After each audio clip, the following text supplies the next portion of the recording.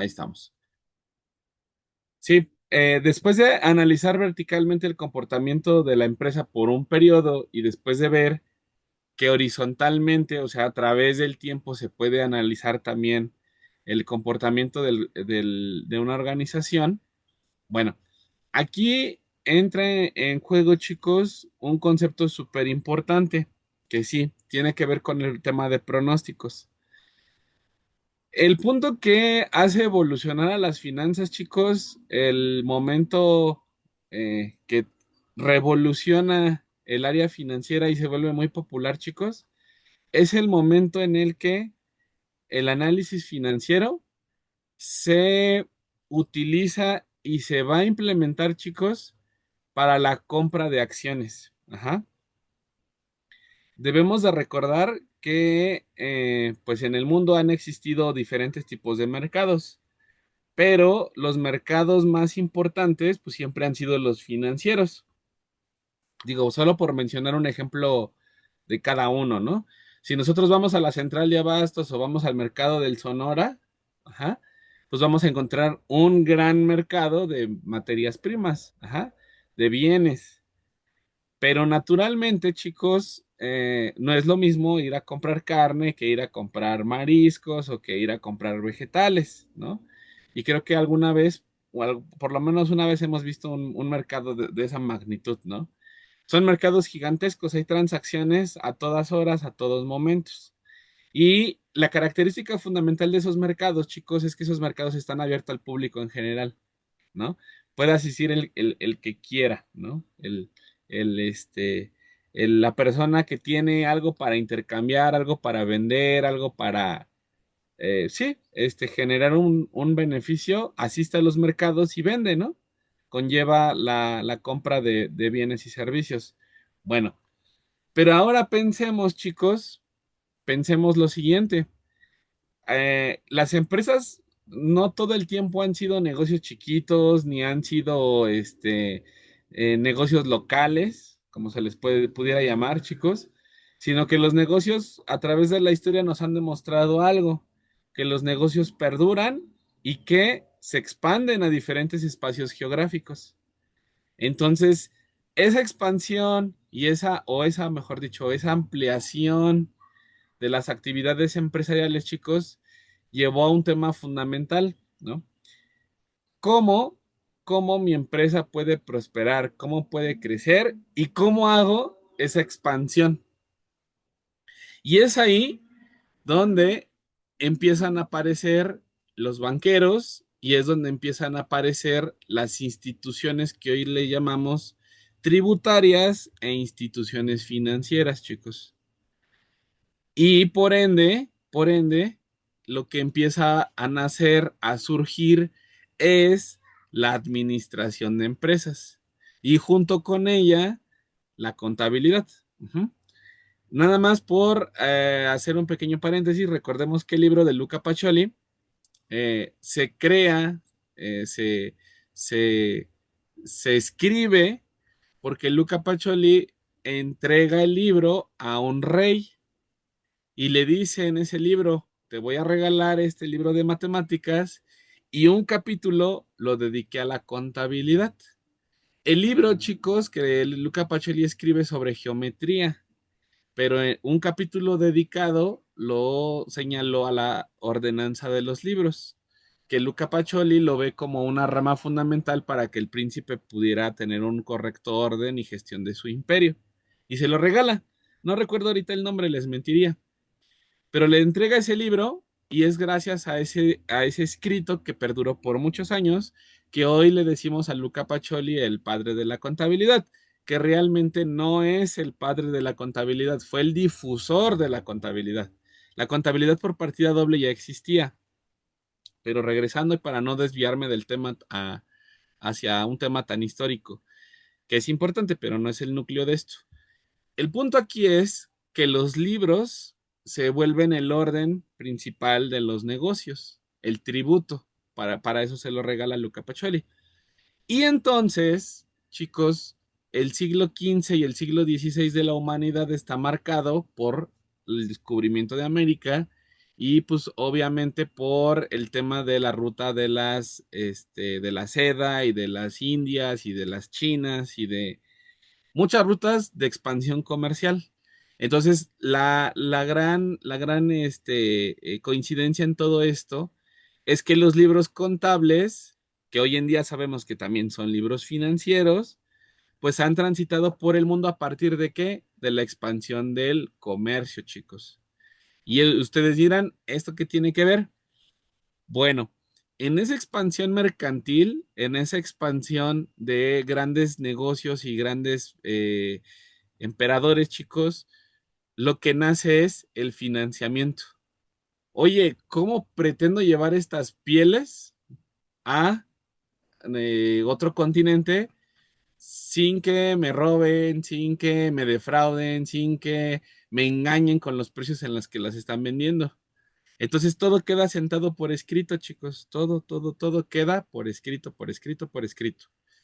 Y aquí aparece un razonamiento muy interesante. ¿Cómo quieres que yo te vaya a financiar un proyecto de ir a otro continente y traer recursos si no me dices en un papel cuánto cuestan y cuánto pretendes generar de esos productos? Y es así como la contabilidad, chicos, se vuelve el primer instrumento financiero para constatar que lo que compré y lo que vendí me genera una rentabilidad. Y ustedes dirán de nuevo, ¿y qué tiene que ver esto? Bueno, que para que el rey pueda entregar ese dinero, para entregar esa riqueza, para llevar a cabo las empresas de viajar por todo el país, de todos los continentes, chicos, pues lo que dice es, dame títulos accionarios, ¿no? Y ahí es donde aparecen los títulos por acciones. Ajá. Aquí alguien nos escribe que el libro de Luca Pacioli se llama Suma Aritmética, Geometría y Proporcionalidad, ¿no? Y bueno, está en italiano, Proportioni et Portationalita. Así es correcto. Ese es el libro. Gracias ahí por el dato. Quien sea que eres, porque dice usuario de Zoom, ¿no? Perdón. Y bueno, entonces decía yo, gracias ahí por el comentario, pues que obviamente el rey, para asegurar su ganancia, que dice, dame títulos de tus empresas. Y es como las acciones son esos compromisos de sí o sí, dame dinero y cuando yo regrese te devuelvo tu dinero más una ganancia, chicos. Y es así como entra en juego todo lo que hemos estado analizando, chicos. El análisis horizontal de las organizaciones que practicamos y que estuvimos viendo la sesión pasada, pues resulta interesante porque me permite ver el comportamiento futuro. ¿De qué? De cualquier variable del balance o del estado de resultados. Pero entonces, pero entonces, la pregunta aquí es, ¿cuánto valen tus acciones? Ese cuestionamiento, chicos, es una revolución completa en las finanzas. Porque si me han seguido en esta historia que les he contado, pues la pregunta aquí siempre va a ser, ¿cómo pretendes devolver lo que te invirtieron? ¿Y cómo pretendes saber cuánto vale hoy esa empresa? Y eso deja de lado a la contabilidad y, o sea, no la menosprecia, pero la deja a un lado porque ahora lo que dice es, tengo que calcular el valor futuro de esas rentabilidades, de esas negocios, de esos negocios, ¿no? Y bueno, chicos, el análisis vertical y horizontal se ocupan y se van a dirigir a la evaluación, hacia la evaluación, chicos, y del negocio o de los negocios a través del tiempo, chicos. Lo que hemos estado construyendo a lo largo de estas 4 sesiones, bueno, esta sería la quinta, es cómo ver si la empresa tiene liquidez, tiene solvencia, tiene apalancamiento, tiene activos totales en crecimiento, el activo total cómo se ha movido, cómo ha ido incrementándose, em, y obviamente cómo gestiona sus costos, cómo gestiona sus gastos. Todo eso va a concretarse, a materializarse en un tema más relevante, chicos, la evaluación de empresas y junto con él, la evaluación de proyectos de inversión. Porque ¿cómo voy a invertir en un negocio y en una empresa del cual no sé o no sabré cuánto va a generar? Y esa es, chicos, el núcleo, el corazón de las finanzas, la evaluación de empresas y la evaluación de proyectos de inversión, ¿vale? Y por obvias razones, ya vimos el análisis vertical, que es el análisis anual a través de razones financieras, el tema de análisis horizontal, que es el análisis de una serie de tiempo de las variables, cómo se van comportando. Y esto, chicos, no tiene otro propósito más que el tema de las acciones, ¿ok? Y obviamente ya no estamos en el año de Luca Pacioli, ya estamos en un mundo avanzado, modernizado, automatizado, digitalizado, como quieran llamarlo, y el tema se vuelve muy complejo. Ajá.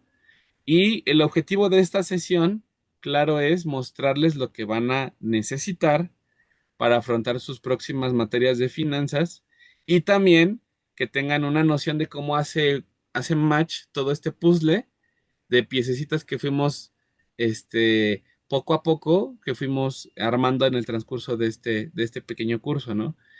El hecho mismo de que deban de saber fundamentos de finanzas es que la contabilidad forma parte del análisis financiero, pero el análisis financiero tiene como propósito evaluar la empresa, evaluar el negocio, evaluar el proyecto. Y allí está la verdadera fuente de trabajo para todos nosotros, la evaluación. Hacia allá van cada uno de estos temas, chicos. ¿Ok? Bueno, entonces voy a empezar por lo siguiente. Voy a empezar por nombrarles a 5 empresas. Bimbo, FEMSA, PepsiCo, voy a nombrar a Cemex, voy a nombrar bueno, es más, voy a nombrar a Tesla, voy a nombrar, bueno, antes de Tesla, mejor algo más local, voy a nombrar a HP sí está en México, voy a nombrar a Samsung, Samsung todavía está, hace años estaba Lala, ¿no? Alpura nunca ha estado, y pues a grandes rasgos, nada más por mencionar algún otro, voy a poner a BBVA, voy a poner a Banorte. Y por obvias razones, chicos, todas estas tienen algo en común. ¿Qué tienen en común, chicos? Lo que tienen en común es que todas estas empresas cotizan en bolsa. Y para darles contexto, la parte relevante es la siguiente, chicos. Si estamos en un mundo en el que las organizaciones tienen que crecer, tienen que operar, tienen que invertir. ¿Cuál es su propósito? ¿Cuál es su objetivo, su esencia, chicos? Y lo voy a profundizar a grandes rasgos, ¿no? Bimbo, su función es proveernos de pan. FEMSA es proveernos de refrescos y de bebidas. PepsiCo lo mismo. Cemex, su objetivo es producir el cemento para la construcción y demás materiales para lo mismo, ¿no? Pero pretende llegar a eso. HP, Samsung, lo que buscan es el desarrollo tecnológico, crear productos como en los que estamos conectados, que permitan solventar ciertas necesidades. Ahorita estamos solventando una necesidad, que claramente es el vacío de información y de conocimiento, es lo que estamos trabajando, ¿no?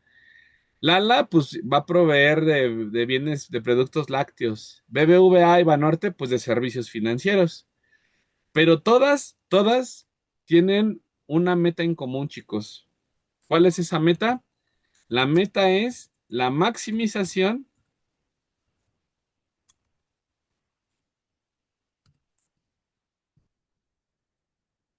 de la rentabilidad.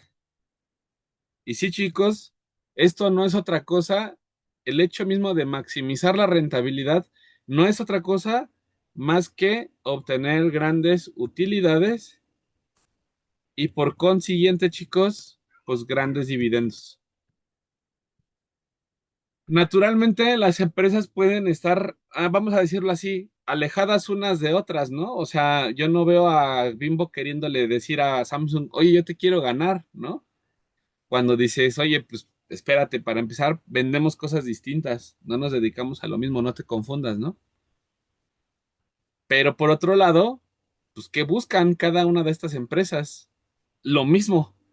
Cada una de estas empresas va a buscar la maximización de su rentabilidad. Eso es lo que buscan, chicos. La siguiente pregunta que nos hacemos es, ¿por qué todas estas tienen que estar dentro de una bolsa de valores? Esta, esta entidad, chicos, llamada Bolsa de Valores, juega un papel relevante para nuestra actualidad. ¿Por qué? Porque les ponía el ejemplo hace rato, ¿no? Una empresa iba con un rey y le decía, oye, voy a ir a viajar a América, préstame dinero. Voy, consigo riquezas, regreso y te las pago junto con una ganancia. Entonces, chicos, bajo esa misma analogía, la bolsa de valores tiene ese mismo rol. Pero obvio, ya no es un rey, ya no es una reina. La bolsa de valores es un comité, una organización. ¿De qué? De muchas empresas, chicos. De muchas empresas que lo que buscan es el mismo objetivo que el del siglo XV, el del siglo XVI, chicos. ¿Por qué se subían a sus barcos a ir a conquistar otras tierras, otros mares? Pues porque querían riquezas, querían dejar de vivir como lo estaban llevando a cabo, ¿no? Suena un tanto paradójico, pero pues esta analogía del siglo XV sigue siendo muy aplicable a nuestra actualidad. Nada más que hoy no hay navíos, hoy no hay guerras, hoy no, bueno, sí hay, pero bueno, no como antes tal vez. No hay espadas, no hay cañones, no hay velas de barcos ahí rondeando los mares, ¿no? Como la película de Piratas del Caribe. Lo que vemos, chicos, es que hoy en día existe un mercado digitalizado, una institución digital donde participan oferentes y participan demandantes. ¿De qué? Ustedes se preguntarán de qué. ¿Oferentes y demandantes de qué? Pues nada más y nada menos, chicos, que de oferentes de acciones y oferentes de títulos de deuda. Ahorita vamos a ver cada uno. Y demandantes. ¿Quiénes son los demandantes? Pues los demandantes van a ser los inversionistas. Ajá. ¿Quiénes son los oferentes, chicos? Pues nada más y nada menos que cada una de las empresas que pertenece a la bolsa de valores. Esos son nuestros oferentes, chicos. Así es como se conecta esta línea. Y por obvias razones, eh, entra en juicio. Oye, ¿quieres, Bimbo? ¿Tú quieres ganar más? ¿Quieres generar mayores rentabilidades? Demuéstramelo. Quiero verlo. Luca Pacioli se aventó el librito, ¿no? De la suma aritmética. Pues ahora tú quiero que me des nada más y nada menos, chicos, que tus reportes financieros. Y esos reportes financieros, ¿qué deben de revelar? Deben de revelar la situación financiera y tienen que revelar nada más y nada menos que la rentabilidad. ¿A través de qué? Pues obviamente del estado de resultados.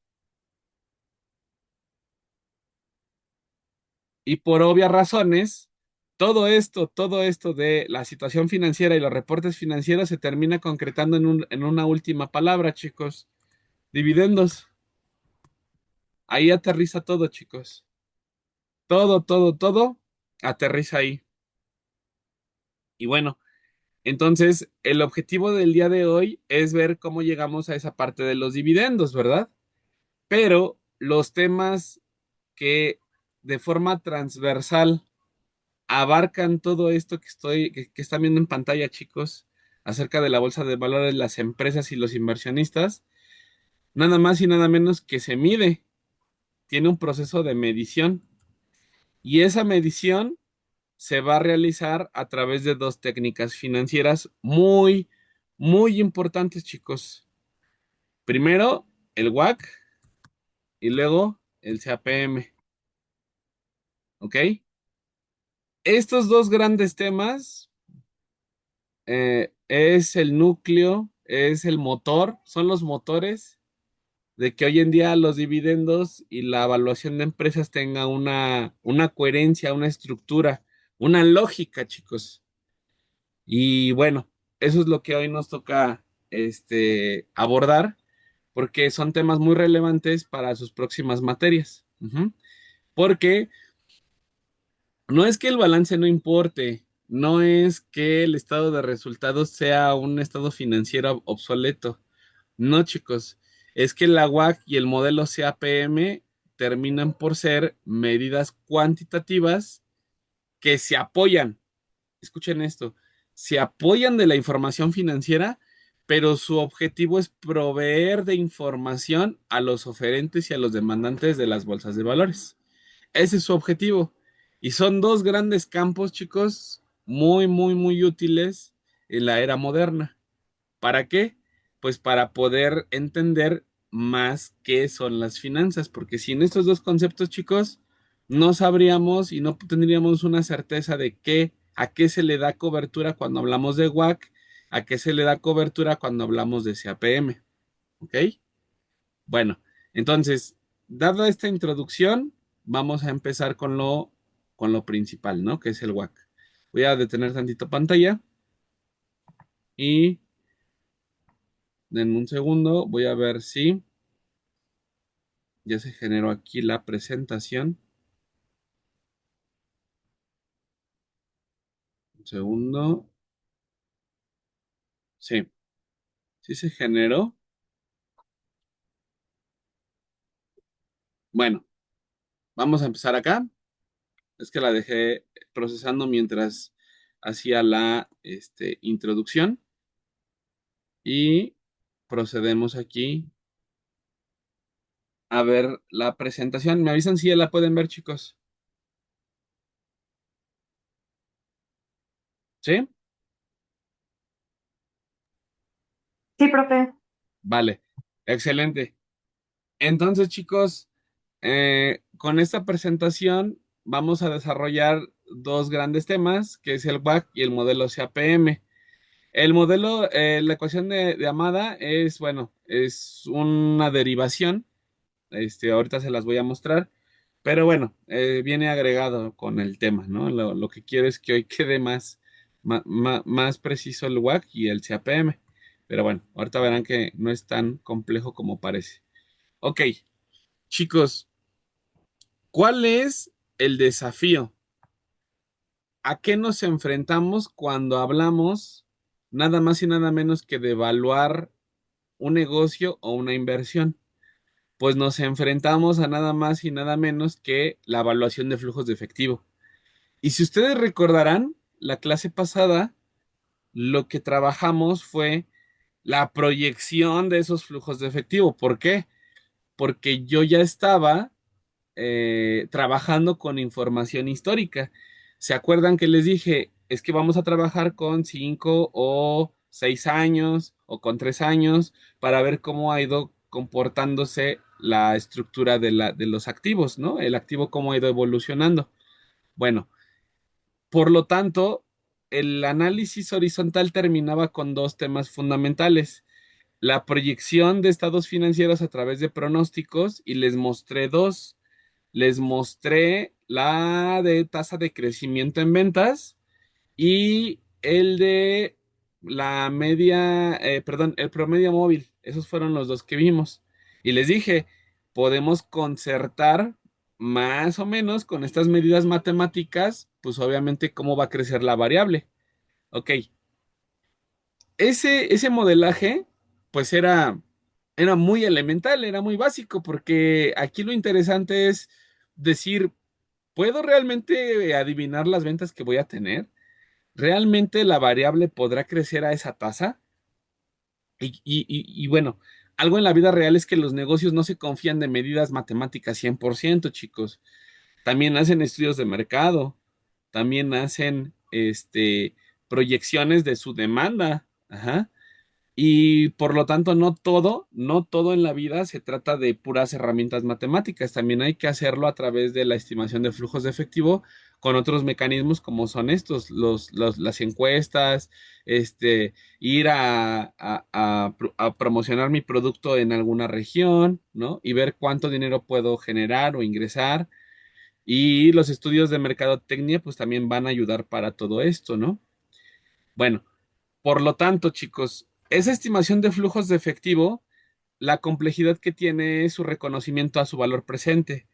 Y si ustedes recordarán, incluso para el tema del deterioro, lo que vimos fue cómo saber el valor actual el día de hoy de cierta inversión, de cierto activo, de ciertos flujos de efectivo. Pues bueno, lo tienen aquí en la formulita que está en la esquina, chicos, donde vemos que para conocer el valor actual, siempre lo que se hace es una fórmula que es inversión inicial, o también aquí se puede leer I sub cero, porque está al tiempo cero, y a eso se le suma los flujos de efectivos, traídos a valor presente. Entonces, esa es la parte relevante, chicos, concertar el flujo de efectivo para traerlo a valor presente. Pero, pero, ¿cuál es el gran dilema aquí? La tasa.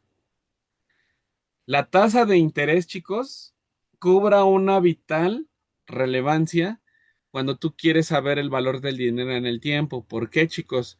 Pues porque sin una tasa de interés, tú no puedes saber cuánto vale ese dinero el día de hoy. Y es por eso que la tasa de descuento funge como el elemento principal para saber cuánto vale ese dinero hoy, chicos. ¿Ok? Les pongo un ejemplo para que vaya quedando más sólida la idea. Yo puedo ir, es un ejemplo, yo puedo ir con mi papá y decirle, oye papá, préstame 20,000 pesos, porfa, ¿no? Me dice, sí, te los presto, pero me vas a pagar el 5% anual. Digo, ok, me parece bien, papá. Voy al banco. Le digo, oye, banco, necesito 20,000 pesos. El banco me dice, sí, sí te los presto, pero me vas a tener que pagar el 20%. Ah, y entonces digo, ok, a ver, mi papá me pedía el 5%. El banco me pide el 20%. Entonces, voy con una tercera opción. Voy con mi hermano. Oye, hermano, préstame 20,000 pesos. Y a él me los entrega y le digo, ¿cuánto te voy a pagar? Y me dice mi hermano, no te preocupes, nada más devuélveme los 20,000 pesos. Si ustedes se percatan, en este ejemplo, a la hora de que yo pido dinero, me va a convenir, por supuesto, ir con mi hermano, porque él me va a prestar el dinero y le voy a regresar el mismo dinero que él me entregó. Pero la pregunta aquí es, chicos, ¿por qué entonces existe algo que se llama banco, que me va a prestar el dinero, pero que me va a cobrar el 20%, chicos? ¿Cuál es la razón? ¿Qué hay detrás de eso, chicos? ¿Qué es? ¿Qué son esos 20% de lo que estoy hablando, chicos? ¿Qué entienden ustedes? Porque eso es la tasa de interés, obviamente. Por eso lo estoy reflexionando así. ¿Qué es entonces la tasa de interés en resumen? ¿No? Con esta analogía. ¿Nadie? Lo que cuesta usar el dinero. Ok, bien. La pregunta es, ¿lo que le cuesta usar el dinero a mí o al banco?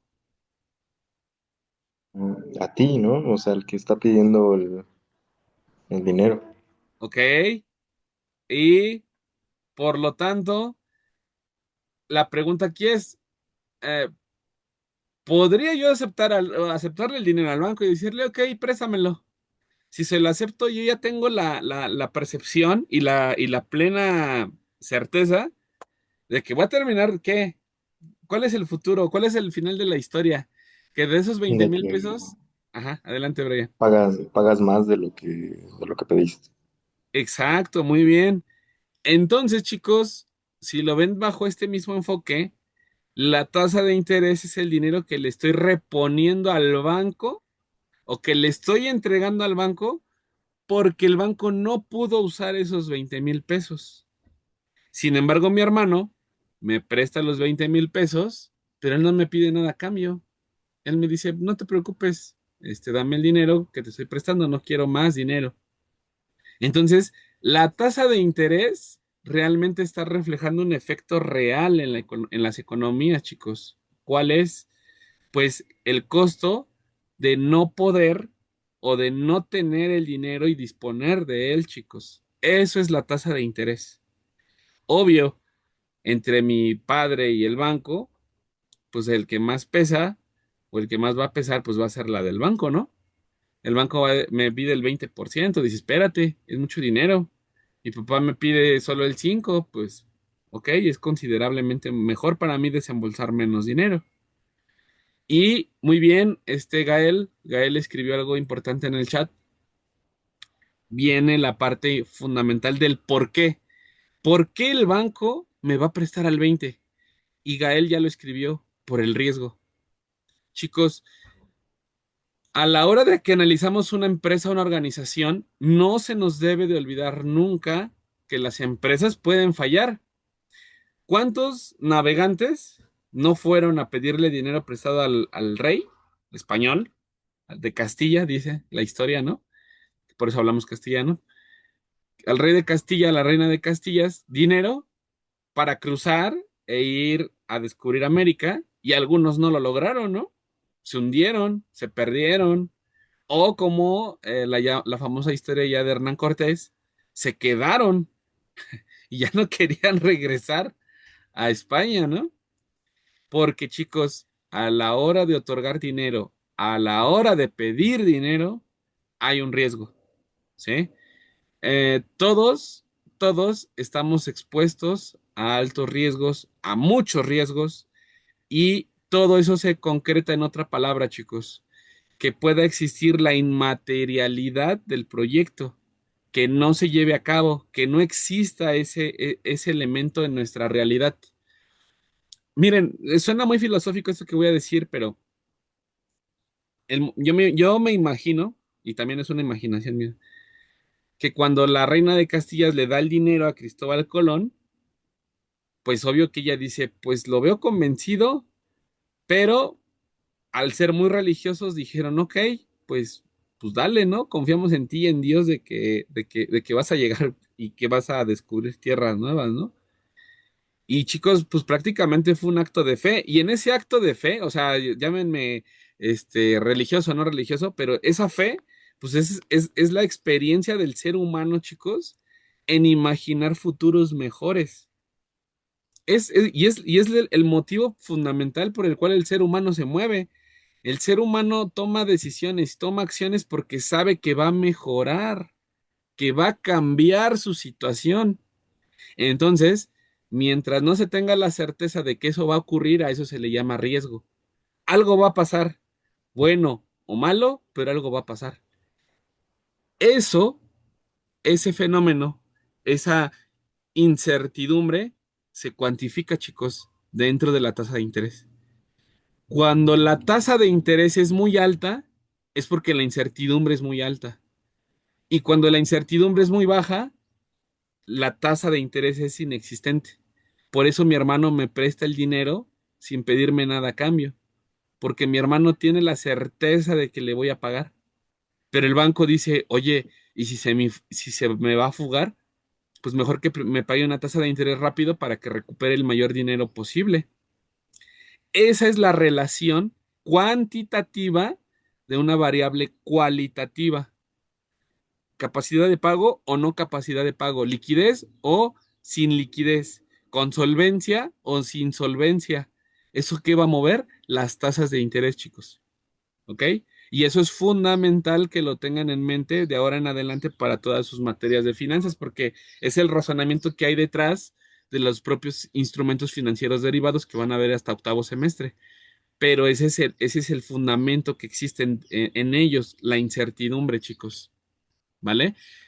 Dicho sea de paso, por eso, a manera de broma, lo he dicho muchas veces en el salón, pero por eso somos área 3, porque la incertidumbre de esas variables administrativas financieras, chicos, pues es elevada, es extremadamente alta. No hay leyes en materia contable que no sea el cargo y el abono, que dicho sea de paso no es una ley, pero no hay más certidumbre que esa, saber que algo se carga y algo se abona. Pero si nos vamos a estudiar física o matemáticas, hay demostraciones matemáticas como el teorema de Pitágoras, que por eso se llama teorema, que siempre es demostrable, comprobable, verificable y replicable. En finanzas no existe tal aseveración, porque no puedes aseverar que todo se va a replicar y que todo va a volver a ser de la misma manera como lo planteaste. Bueno, no más rollo en esa parte. Era para que les quedara muy clara esta primera parte, chicos. Bueno, seguimos. Entonces, viene la pregunta del millón. ¿Qué es la WAC? La WAC es el costo promedio ponderado del capital. ¿Y qué es el WAC? Bueno, paréntesis. Las empresas hoy no se financian solamente del dinero de los accionistas. Tienen dinero de terceros.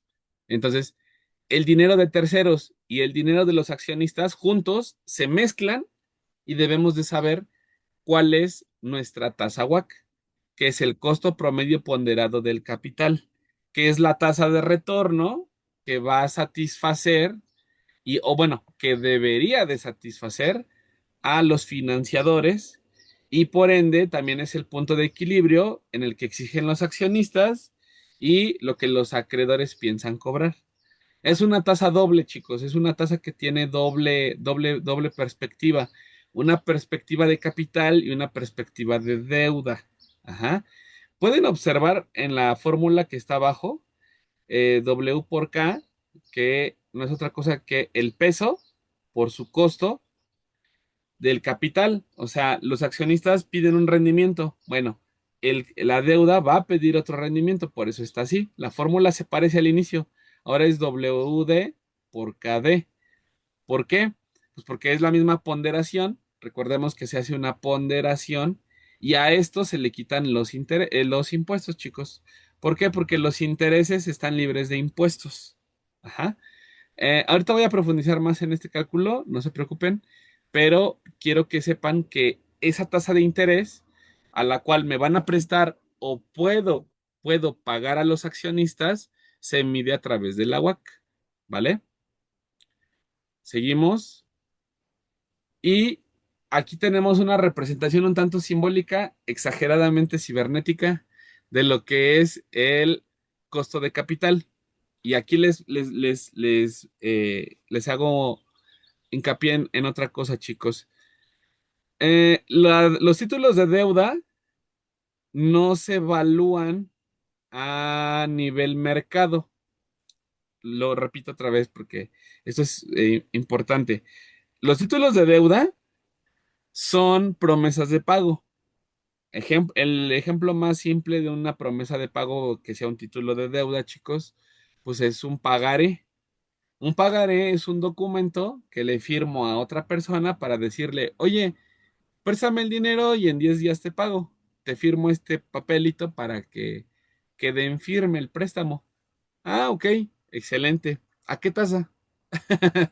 En el pagaré siempre vamos a poner la tasa que hay que pagar, ¿ok? Pero ahora, eso del pagaré no lo puedo hacer con los accionistas, porque a los accionistas no les das jamás un documento que ampare cuánto les vas a pagar a los accionistas. ¿Por qué?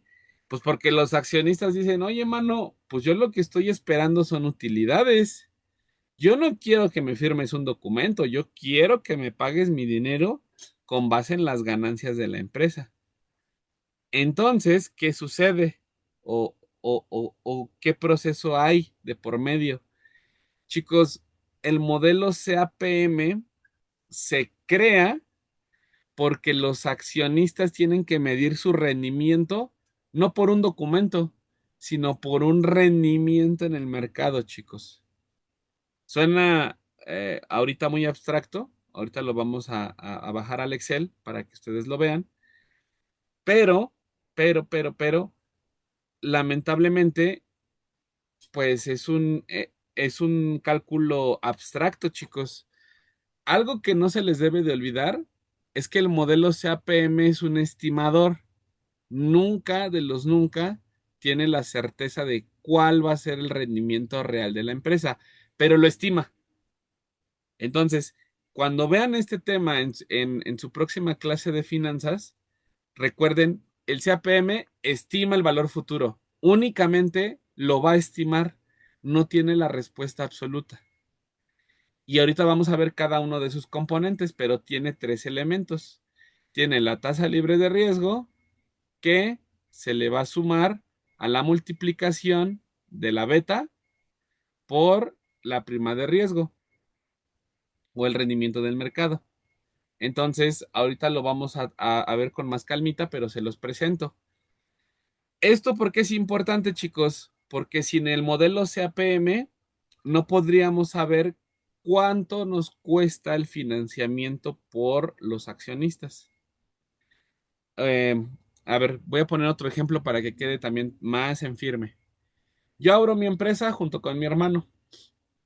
Entonces le digo, oye, ¿sabes qué, hermano? Necesitamos más dinero. Nuestros 200,000 pesos no nos alcanzan para mucho. Le digo, vamos al banco. Voy al banco, le digo, vengo por un préstamo. Me dicen, sí, te lo damos, fírmale. Son, ejemplo, 500,000 pesos al 10% anual. Se queda firmado, pongo mi huellita. Chicos, hay veces que ese tipo de préstamos se va a certificar ante un notario público porque le da fe y legalidad. ¿De qué se fue el contrato? Y bueno, entonces, ¿qué sucede ahora? Termina el año y le digo a mi hermano, ¿sabes qué? Es momento de ir a pagar al banco. Y chicos, del banco no te libras, el banco sabe cuál es tu pago mensual. El banco lo calcula y te lo da, te dice, debes esto, te toca pagar. Ok, entonces gracias al papel, gracias al contrato, gracias al documento que firmamos, sabemos cuánto le debemos al banco. Pero ahora me volteo con mi hermano y le digo, oye, ¿y a ti y a mí cuánto nos tocaba? ¿Por qué? Pues porque ya terminó el año, hay que repartirnos las ganancias. Si no, pues qué chiste estar levantándonos a las 3 de la mañana para abrir nuestro negocio, ¿no? Entonces, esa pregunta de, al banco ya le pagué porque ya sé cuánto le tengo que pagar, pero ahora a mi hermano le pregunto, ¿y cuánto nos toca a nosotros? ¿Cómo lo dividimos? Ahora, ese ejemplo muy burdo de mi parte, de mi hermano y mi negocio, hay que llevarlo a las empresas que cotizan en bolsa y decirles, a ver, ahora repártanse sus utilidades, a ver cuánto les toca, cómo lo miden. Eso es lo que tenemos que analizar. Bueno, y aquí, como bien Gael hace un momento mencionó, chicos, necesitamos saber qué tan expuestos estamos de riesgo. Toda la vida y para siempre en finanzas, los riesgos están asociados al rendimiento, chicos. Siempre. Y para eso existen métodos que los cuantifican. El más famoso es la beta, que es la letra griega, beta, por eso se llama así. Y la beta mide el riesgo sistemático de un activo. Ahorita me voy a pasar al Excel y se los voy a mostrar qué es el riesgo sistemático. Pero lo que deben de saber es que esta medida va del uno hacia adelante o del uno hacia atrás, como están las manecillas aquí. ¿La beta puede valer cero? Sí. ¿La beta puede valer más de uno? Sí, sí puede valer más de uno. ¿Y qué dice cada uno de los valores? Dice aquí, cuando beta es menor que uno, hay menos riesgo y menos retorno. El ejemplo que nos ponen son los servicios públicos. Claro, chicos, miren, el sector público no se mete más que en educación, más que en salud, más que en impuestos. No se mete a más que eso el sector público. No agarramos y decimos, ay, voy a ir a la gasolinera del gobierno. No existe eso tal cual, ¿no? Ah, oye, voy a ir a visitar al que repara los refrigeradores y las licuadoras del gobierno. Pues eso no existe. ¿Me explico? Esos son ejemplos absurdos. Pero, ¿qué quiere decir esto, chicos? Que los servicios públicos tienen bajo o nulo riesgo, chicos. No hay riesgo en los servicios públicos. Pero, si nos vamos del otro lado, ¿qué pasa? Que cuando la beta es mayor a uno, esto indica que va a haber mayor riesgo y por lo tanto, perdón, mayor retorno. Y aquí tenemos a las startups tecnológicas o empresas endeudadas. ¿Por qué? Pues porque su riesgo es muy alto.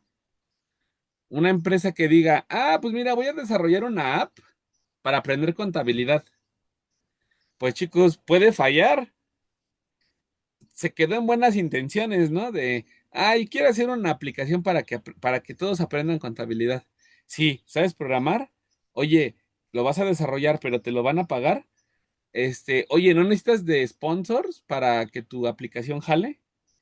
Y entonces dices, chin, o sea, en la idea está bien bonito, pero riesgo tiene mucho.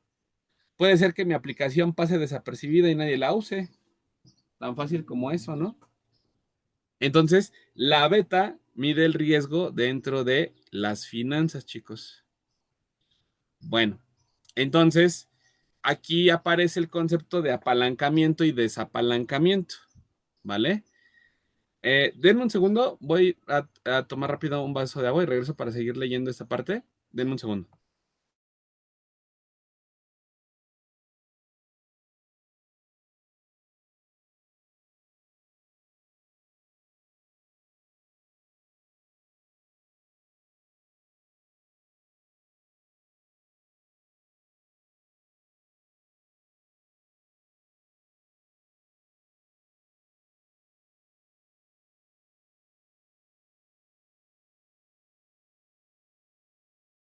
Listo, chicos, ya, perdón, porque si no, ya no voy a poder seguir leyendo bien.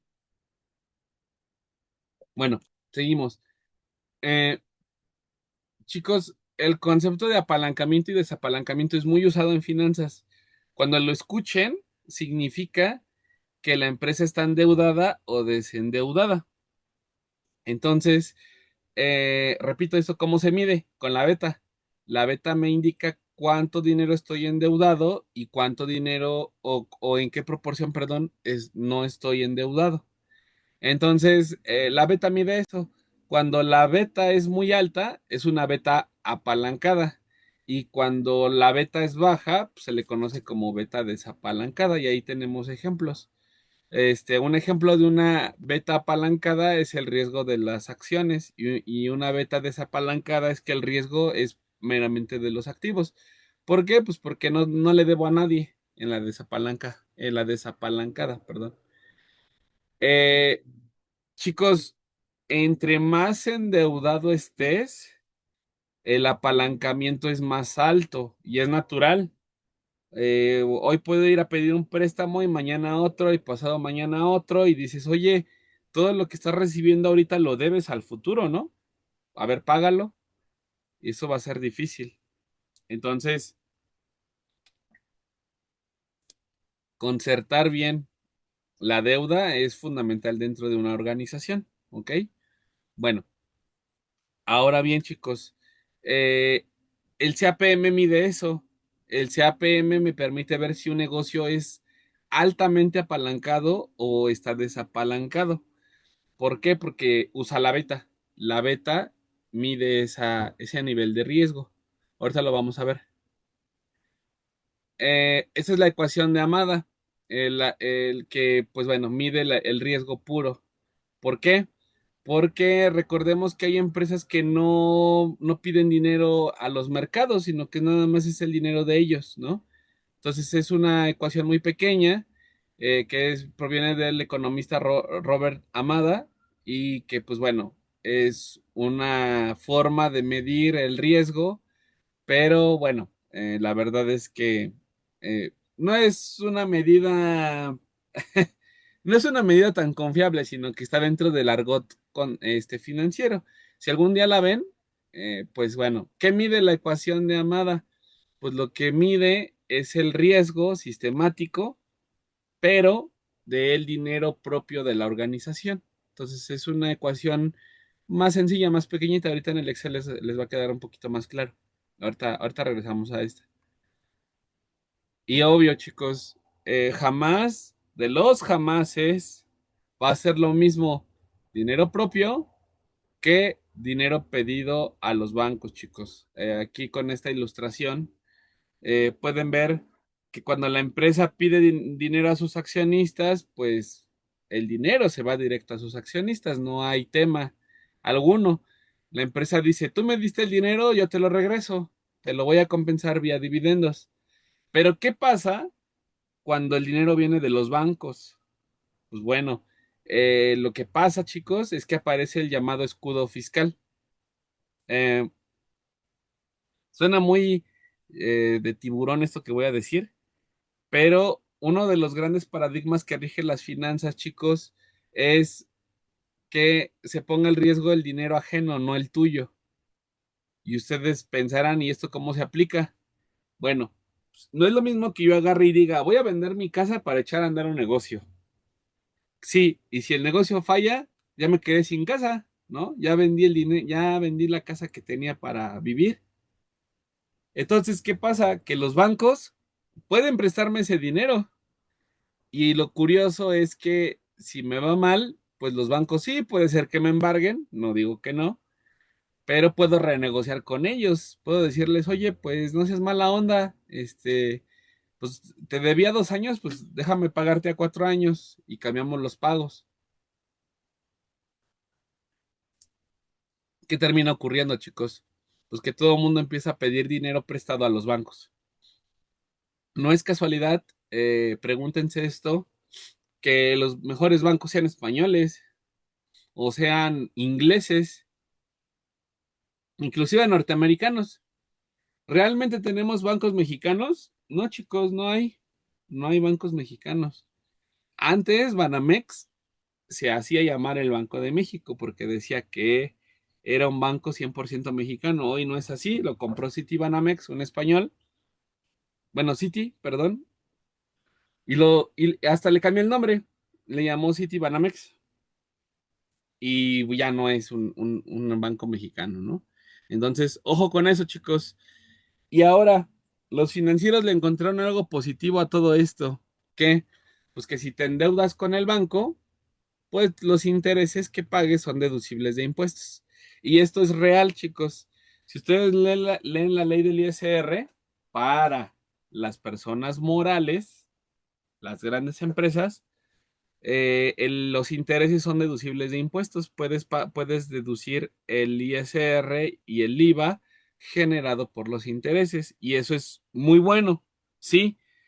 Porque pues dejas de pagarle a... Bueno, no es que dejes de pagar, a ver, reestructuro.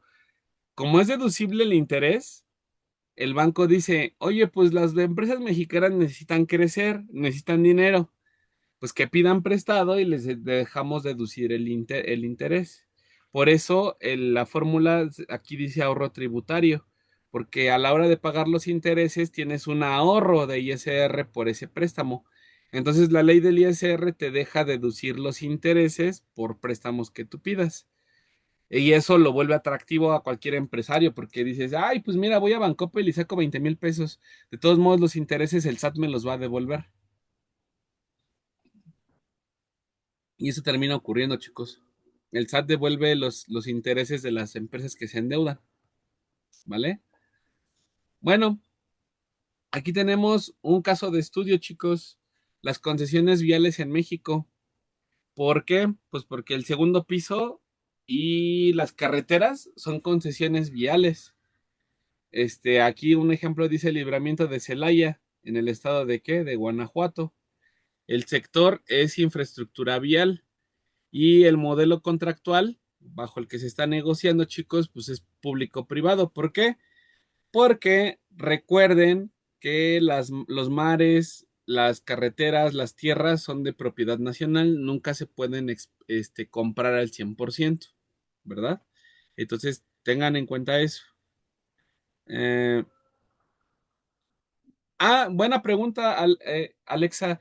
Sí, mira, las personas morales, Alexa, leo tu comentario, dice, ¿solo son deducibles para las personas morales o también para las físicas? Tengo entendido, Alexa, que para las personas físicas con actividades empresariales puede ser que sean deducibles, pero desconozco, la verdad, qué te pide el SAT para hacerlo deducible. ¿Por qué? Ahí les va el por qué. Porque las empresas morales piden, no sé, líneas de 20,000 millones de pesos o líneas de hasta 30,000 millones de pesos, ¿no? Pues es un dineral. Eso queda bajo contrato y bajo notario y un montón de cosas. Y si yo, contador, voy y digo, oye, quiero abrir mi despacho, pero pues voy a pedir un préstamo, pues te van a decir, pues lo mínimo que te puedo prestar son 2 millones de pesos, ¿no? Perdón, lo máximo. No te puedo prestar más, lo que te dicen, ¿no? Entonces, para las personas físicas, no sé bajo qué criterios te puedan permitir hacer deducibles los impuestos de un préstamo, pero si se puede hacer, sería bueno averiguarlo. Déjenme lo investigo y ya les mando WhatsApp después, ¿vale? Pero bueno, ahí lo comentamos después, si se puede con las físicas. Y aquí les decía yo, chicos, perdón, con el ejemplito, pues tenemos un caso de análisis de una concesión a 30 años, chicos. Chicos, una concesión a 30 años es una concesión buenísima porque pues es muy prolongada. Son concesiones muy altas. El segundo piso del periférico creo que tuvo una concesión de 50 años. ¿Por qué más? Porque un tramo es público, chicos, el de San Jerónimo. El de San Jerónimo hasta San Antonio creo que es libre, no pagas. Entonces el gobierno dice, mira, déjame un tramo libre y te doy más años de concesión. Entonces el gobierno lo que hizo fue permitir la construcción del segundo piso del periférico, pero concesionándolo a mayor tiempo porque hay cachos del segundo piso del periférico que son libres. Ajá. Es un tramo nada más. Es que dije cachos, pero no. Es un tramo nada más el que está libre, que está a la mitad. Ujú. Bueno, seguimos. Vean acá el ejemplito. Dice aquí, eh, se analizan 6 competidores públicos desapalancando sus betas para hallar un riesgo base del sector y luego lo apalancamos con deuda específica de libramiento de Celaya. O sea, ¿qué hacen? O qué es lo que vemos acá? Paso A, betas apalancadas públicas. Y aquí tenemos una, dos, tres, cuatro, cinco, 6 empresas. Aquí está. Ajá. ¿Qué le hacen? Le aplican la fórmula de Amada, el que vimos hace un momento. ¿Qué hace la fórmula de Amada? Lo que hace es darte el riesgo puro que tiene cada una de esas compañías. O sea, para que quede también más claro, estas 6 empresas tienen un endeudamiento, o sea, un riesgo. ¿Qué se hace? Se saca el promedio del sector, o sea, de esas 6 empresas, para saber cuál es el riesgo de todas juntas. Y chicos, el resultado que aquí da este ejemplo es de 0,435, que si ustedes se acuerdan del relojito, que tenemos el relojito, vamos a regresar, está por acá. Por lo tanto, son de bajo riesgo. ¿Por qué? Porque el beta está en .4, o sea, está por aquí. Entonces, esas empresas estarían presentando un riesgo bajo. Después, ¿qué sucede? Ok, ya tengo el riesgo promedio de todas estas empresas que pueden construir el libramiento de Celaya. ¿Qué se les hace? Lo que se les hace es reasignarles endeudamiento. ¿Por qué? Porque lo que hago es decirles, oye, a ver, estoy consciente de que cualquiera de estas 6 empresas puede hacer el libramiento a Celaya, pero quiero ver cuál de las seis, ajá, pudiera hacer el proyecto tomando en cuenta un mayor endeudamiento. Sería, por ejemplo, para que quede más claro, sería como traer a seis contadores, hacerles un examen y en ese examen, ¿qué detectarle a esos seis contadores? ¿Los seis saben cargar y abonar? ¿Los seis saben las NIF? ¿Los seis saben sumar y restar? Y una vez que les hago esas pruebas, ver de esas tres pruebas, esos seis contadores, pues cuál hace mejor la chamba que necesito, ¿no? ¿Por qué? Porque de esos seis contadores que estoy tomando, pues ya quiero ver cuál es el que lo puede hacer mejor, ¿no? Y entonces, eso es lo que sucede con este ejemplito. Ya tomé a los seis que pueden construir el libramiento a Celaya, pues quiero ver cuál de los seis con un mayor endeudamiento pueden construirlo de mejor manera. Regresando a mi ejemplo de los contadores. Ah, pues ya sé las pruebas que les apliqué a los contadores, pues voy a ver cuál de los seis puede hacer mejor esta chamba que necesito. Es un ejemplo general, ¿no? Pero a eso vamos. Lo que necesitamos es ver si pueden y tienen la capacidad de afrontar esos endeudamientos. ¿Por qué, chicos? Porque el proyecto puede ser que no se lleve a cabo. Y eso es peligroso, muy peligroso. Y perdón por hacer este otro paréntesis, pero eso fue lo que pasó en Texcoco.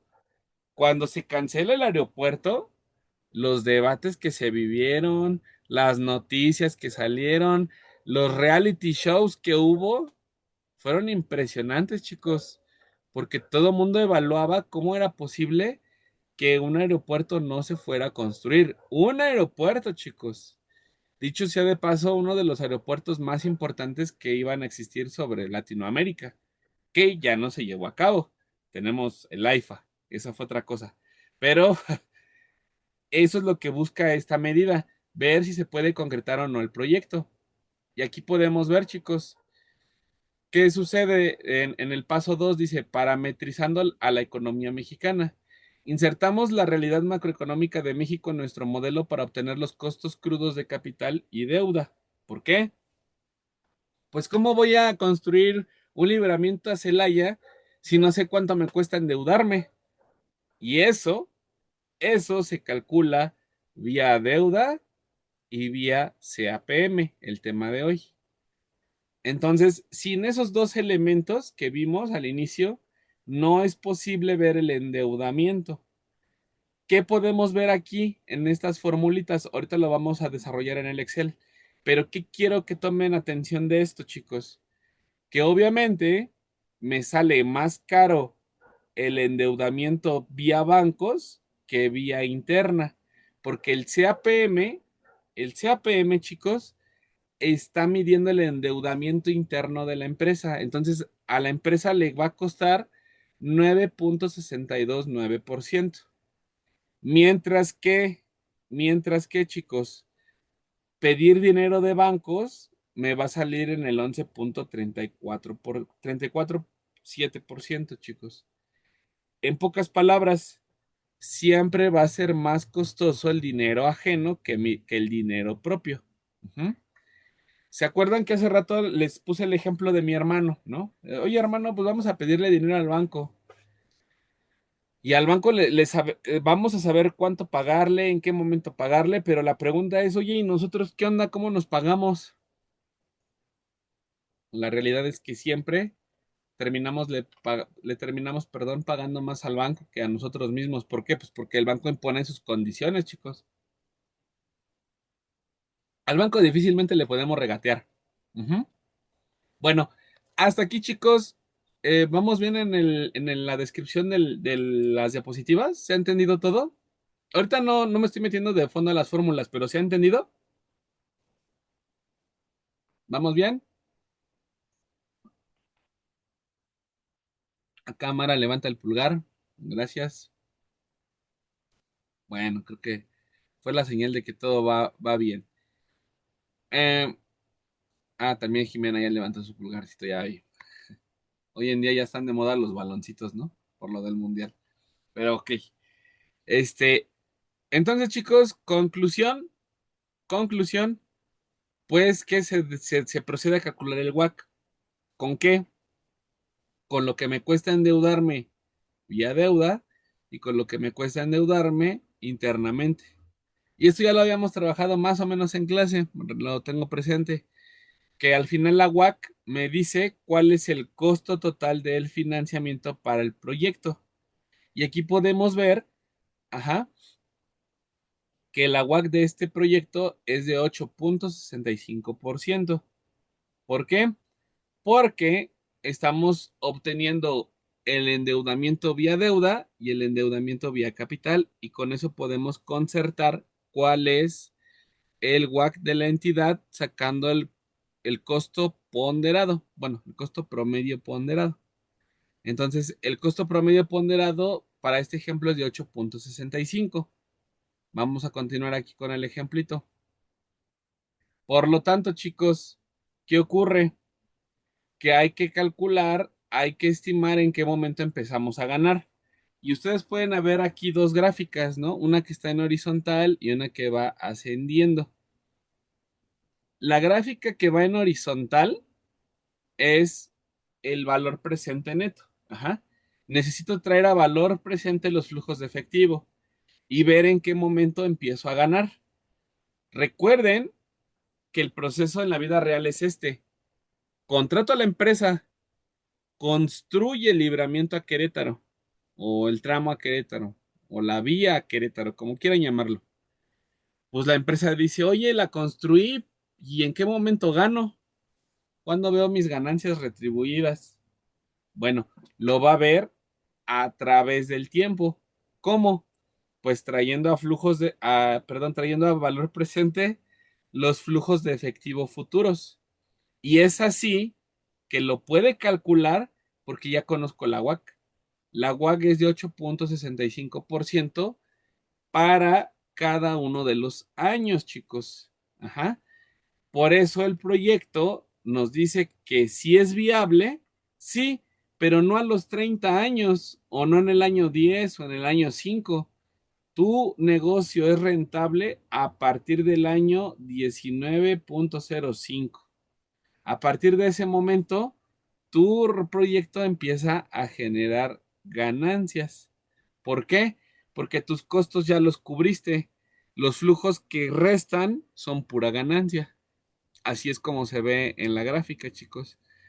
Entonces, con esta gráfica estoy observando cómo la concesión genera flujos, sí, pero no ganas, sino hasta el año 19.5. ¿Ok? En síntesis, chicos, ¿qué necesitamos ver? Pues el ecosistema de valoración. Valoración, pues es casi lo mismo, no se preocupen, es básicamente sinónimos, uno tras otro, ¿no? Eh, la decisión principal, chicos, pues es invertir y financiarme siempre y cuando, chicos, el negocio sea rentable, siempre y cuando los flujos de efectivo sean mayores y traídos a valor presente, cubran esa inversión que hice inicialmente, chicos. Entonces, debemos siempre de ver el criterio de financiamiento, chicos, a partir de la visión de la WAC y del CAPM, porque de lo contrario no habría posibilidades de tener confianza y certeza sobre el rendimiento del activo o de la inversión. Y nada más para regresar al ejemplo así prototípico que puse hace rato, pues el imperio español cuando le da el dinero a los colonizadores para ir a América,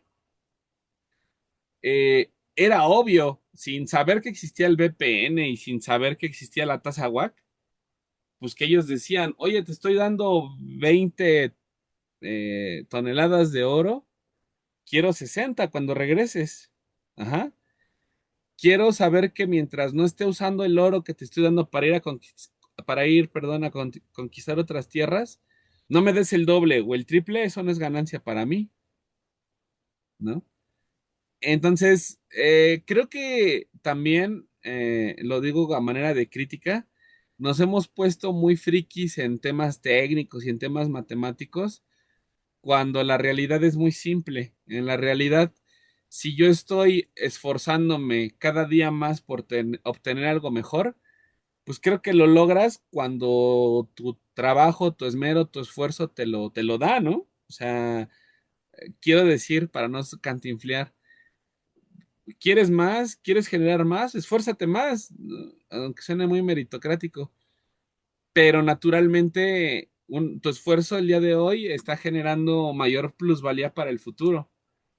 Y eso se ve reflejado en esta misma gráfica. O sea, se invierte, se decide sacrificar en este momento recursos. ¿Para qué?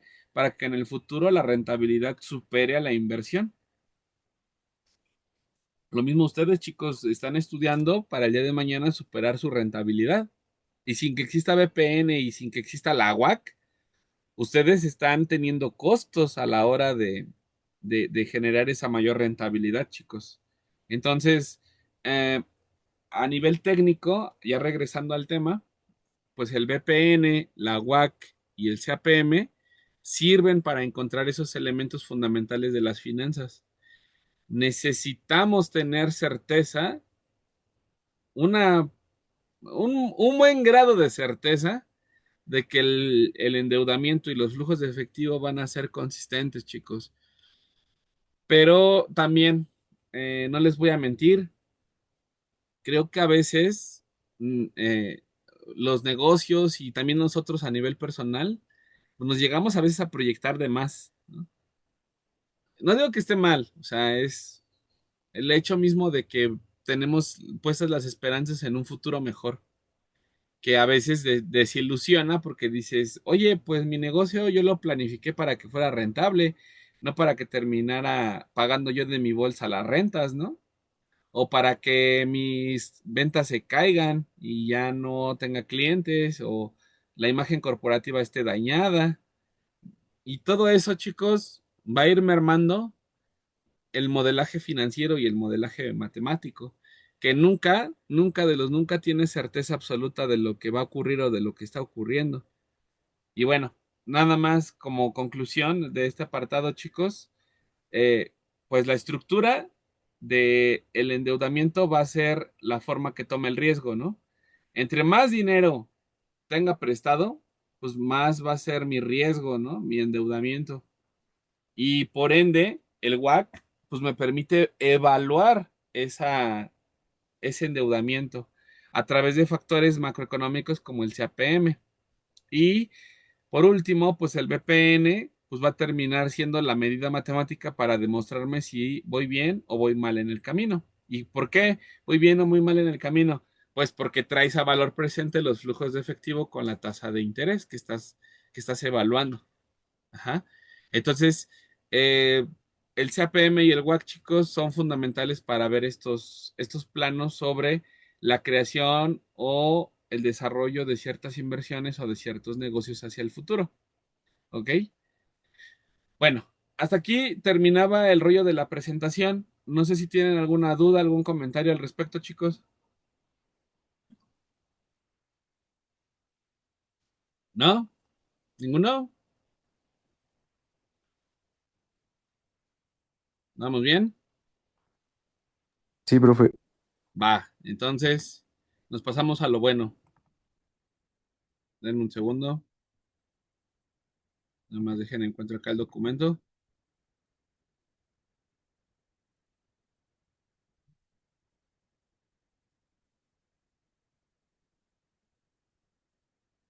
Denme, acá está.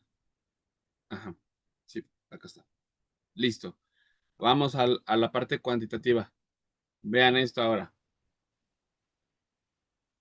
Aquí tenemos un pequeño ejemplo, chicos, de lo que fue el cálculo de una WAC. ¿Por qué? Y quiero que vean qué pasa en la vida real. En clase lo abordamos, pero no a un nivel tal vez tan detallado o analítico. Lo que sucede es que dentro de una organización uno nunca tiene las medidas, vamos a decirlo así, de endeudamiento homogéneas. Por ejemplo, aquí vemos que ahora sí que yo me puse de ejemplo en este apartado. Tengo un préstamo, una hipoteca, el crédito del coche y la tarjeta de crédito. Ajá. Y todas estas conceptos que en mi vida personal existen, mis préstamos, la hipoteca, el coche y la tarjeta de crédito, se miden a diferentes plazos. Ajá. ¿Por qué? Pues porque los préstamos se miden mensuales, las hipotecas anuales y por 15 años, aquí puse un ejemplo. El coche se fue a 5 años y la tarjeta de crédito me la cobran anualizada, es el costo anual total, el CAT, el famoso CAT. Pero todas estas fuentes de financiamiento, chicos, todas tienen costo. Y aquí está el problema, que cada tasa a diferentes plazos tienen diferentes magnitudes, chicos. Por eso es fundamental que recuerden sus clases de matemáticas financieras, porque entonces cada una de las tasas que yo trabaje para el cálculo de la WAC deben de estar anualizadas, chicos. Ajá. Entonces, ¿cómo sucede eso? Bueno, porque el préstamo ya tiene una tasa anual, te la dan anualizada, te dicen, esa es la tasa anual. La tasa de la hipoteca es mensual, entonces hay que multiplicar por 12 para conocer la tasa anual. La del coche también es mensual, entonces hay que multiplicar por 12 para sacar la tasa anual. Y la tarjeta de crédito ya está dada anualmente. Entonces, el primer paso, chicos, nunca se les olvide, es trabajar con la misma magnitud en tiempo. Si son tasas anuales, tienen que ser anuales. Si son mensuales, mensuales, bimestrales, bimestrales. ¿Sí? Nunca se les olvide eso, por favor. Después, ¿qué siguen? Los montos. Ujú. ¿Cuánto es lo que yo debo a cada fuente de financiamiento? El préstamo fueron 50,000 pesos, la hipoteca fue 1,200,000, el coche son 250,000, la tarjeta de crédito fueron 50,000 pesos. Ujú. Por ende, vean esto, chicos. Si yo sumo todas mis deudas que tengo actualmente, pues debo 1,550,000 pesos por todos los conceptos que ya les mencioné. Y si yo agarro y a rajatablas digo, pues sacó el promedio directo de mis tasas anuales, ¿qué sucede?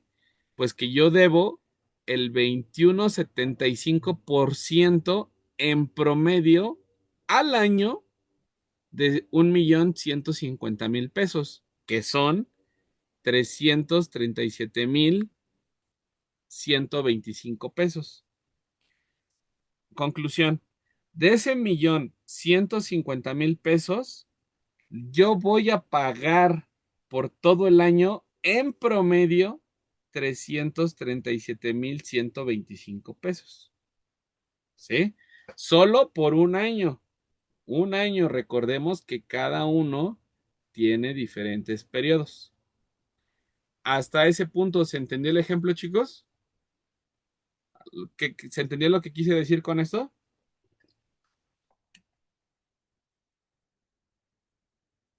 ¿Sí? ¿O lo vuelvo a repetir? Para que no quede dudas, perdón. Es un ejemplo nada más muy básico hasta de finanzas personales, ¿no? Aplicado a la UAC. Ok, gracias. Entonces, ¿qué quiere decir esto, chicos? Que yo voy a pagar 337,125 pesos. Pero la pregunta aquí ¿es objetivo el cálculo que estoy haciendo? ¿Realmente voy a pagar 337,125 pesos? La respuesta es no, chicos. Ese cálculo no es objetivo. ¿Por qué? Chicos, porque cada, cada uno de las deudas que tengo están en diferente tiempo. Unas son mensuales, y otras son anuales. Y quiero que vean que cada una tiene diferentes años. Por ende, por ende, chicos, el cálculo de sacar un promedio nada más a las tasas no es lo correcto, chicos. ¿Por qué no es lo correcto? Porque cada préstamo tiene un tiempo distinto y un endeudamiento distinto, chicos. No es lo mismo pagar en un año 50,000 pesos que pagar en 15 años 1,200,000. Por ende, y quiero que se queden con esto para siempre, chicos, el WAC también toma en consideración la temporalidad de las fuentes de financiamiento. Sin el tiempo, no podemos hacer una planeación correcta de los flujos de efectivo.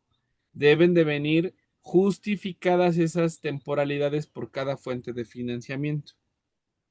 Segundo lugar, no todas las fuentes de financiamiento me están cobrando lo mismo, chicos. Vean esto nada más. La tarjeta de crédito me está cobrando el 25%, chicos, mientras que el crédito del coche únicamente me está cobrando el 18%. Con todo lo que acabamos de repasar en las diapositivas y en la explicación, ¿qué estamos infiriendo con esa diferencia en tasas, chicos? ¿Qué conclusión podemos sacar de sacar un crédito a coche o pagar la tarjeta de crédito con las tasas de interés que nos dan? ¿Qué se les ocurre? ¿O qué idea se les viene a la mente con eso?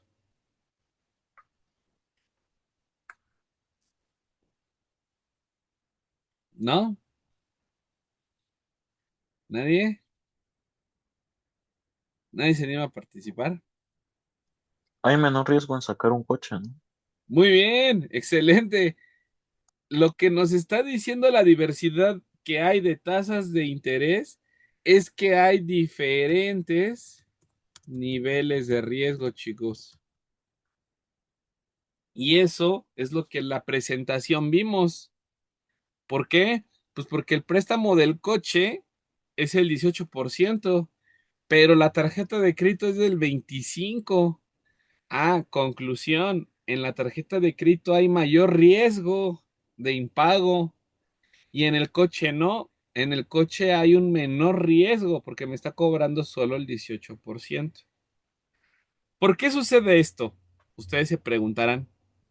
Bueno, hay algo importante también que decir.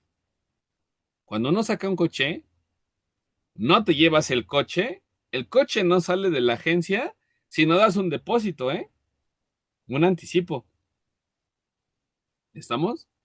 Cosa contraria pasa con la tarjeta de crédito. Sales del banco y te dicen, joven, su tarjeta ya está lista para ser utilizada, nada más actívela en el cajero. ¿Pagué algo por anticipado? ¿Dejé un anticipo? No. Te dan la tarjeta y te dicen, órale, ponte a gastar. Como, como buen estudiante de contaduría. Tú ya le sabes a esto, te dicen, ¿no? Puedes ir calculando tus compras, tus gastos de la semana. Entonces, quiero que vean cómo también el coche lo que está guardando o enmarcando, no sé cómo decirlo, pues te está diciendo, pues ya no tengo tanto riesgo porque ya me diste un enganche. Y eso es muy bueno, chicos, porque si ustedes ahorran para un cochecito, eh, pues dices, oye, pues ya tengo 100,000 pesos y cuesta 250. Ya casi es un poquito cerca de la mitad. Entonces las anualidades bajan, la tasa de interés baja. Ajá. Entonces, todo eso sirve muy, muy, muy bien, chicos, para concertar eso, ¿no? Para analizarlo y ver cómo se comportan las tasas de interés. Bueno, observen. Entonces, ¿qué tenemos que hacer, chicos? Respuesta, calcular un WAC. Y el WAC se calcula utilizando la ponderación. ¿Se acuerdan cómo sacábamos las ponderaciones, chicos? ¿Cómo salían las ponderaciones?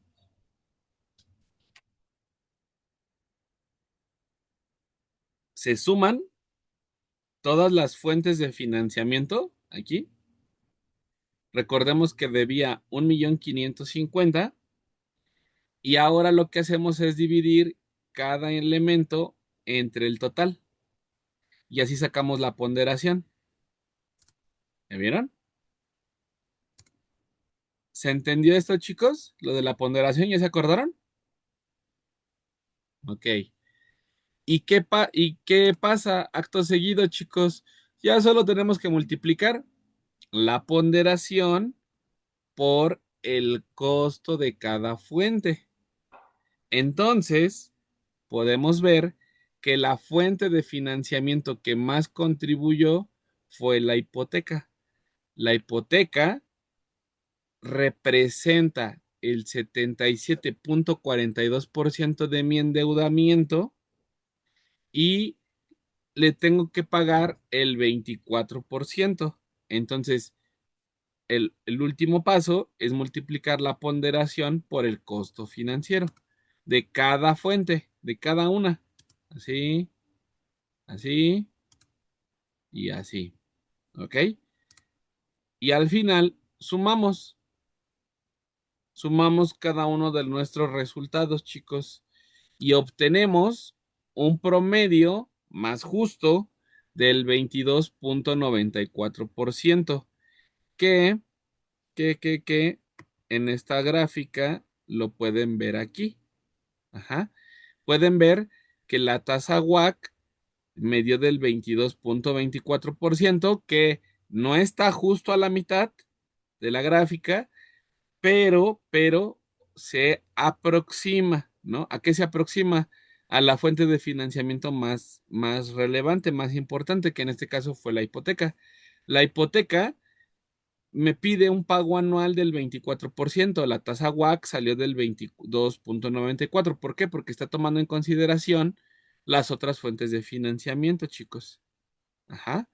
Pero vean, comparen, ya no es lo mismo tomar a rajatablas el promedio de mis tasas de interés que sacar la ponderación, porque la ponderación me da un promedio más real, más tangible.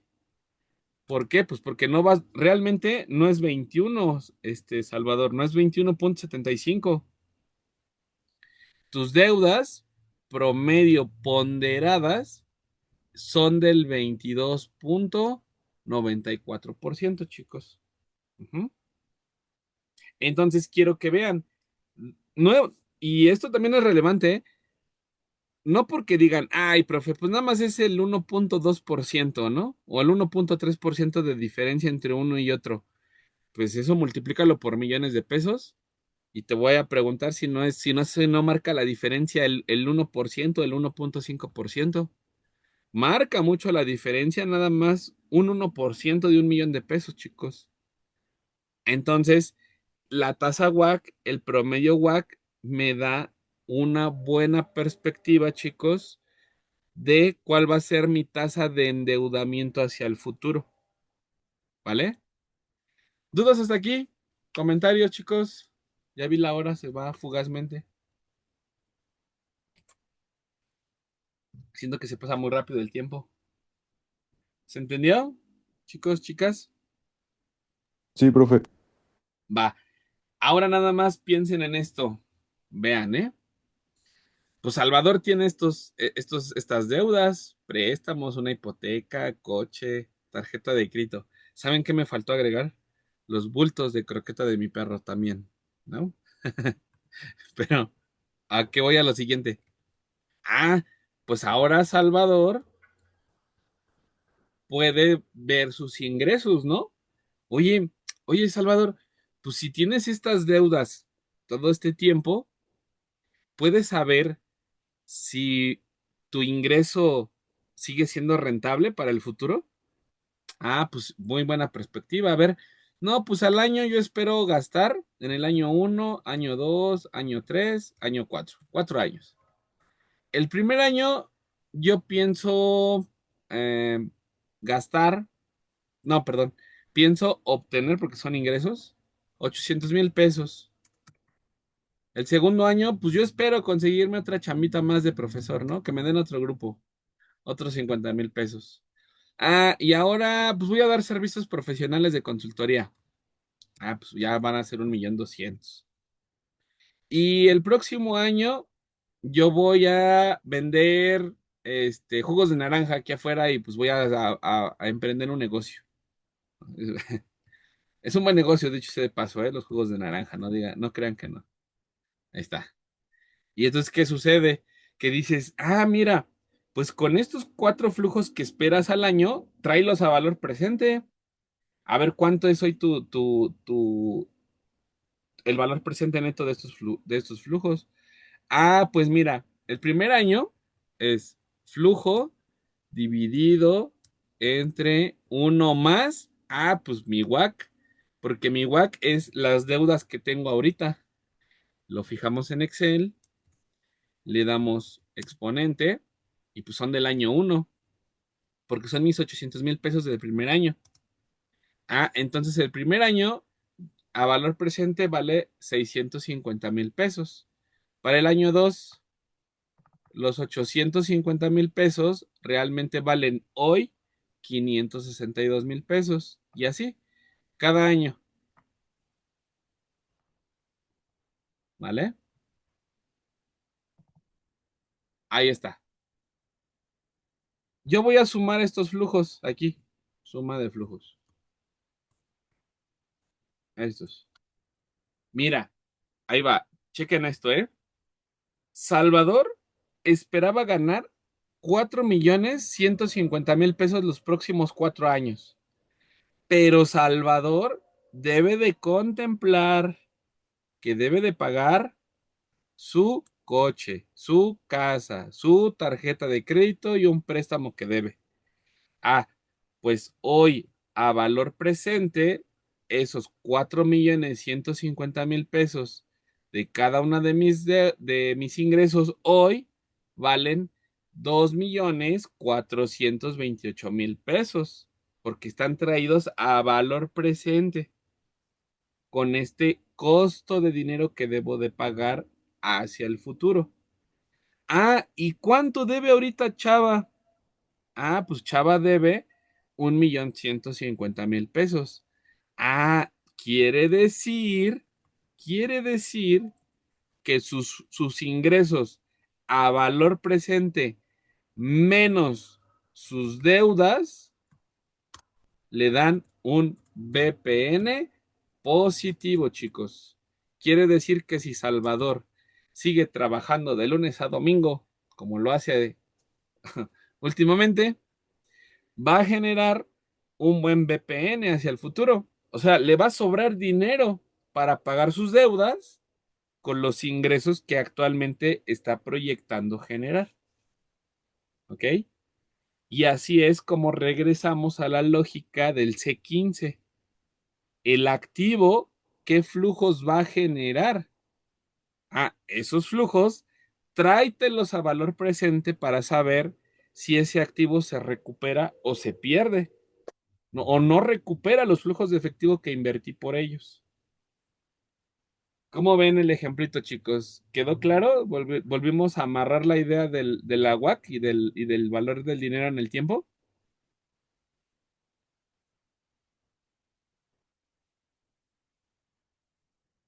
¿Dudas? ¿Comentarios, chicos?